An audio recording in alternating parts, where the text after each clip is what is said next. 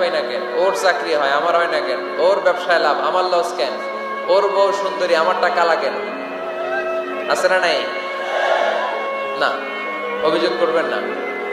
আপনি যে অবস্থানে থেকে অখুশি, আপনি যেই অবস্থানে থেকে আল্লাহর কাছে অভিযোগ করতেছেন, আপনার এই অবস্থানে আসার জন্য অনেকে আল্লাহর কাছে দোয়া করতেছে, ঠিক কিনা?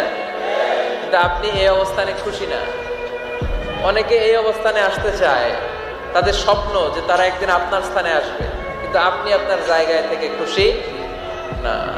এজন্য উনজুর ইলা মান হুয়া আসফালা মিনকা, তোমার চেয়ে যে খারাপ অবস্থায় আছে তার দিকে তাকাও, তাহলে তোমার মনের দুঃখ ঘুচিয়ে দিবে কে?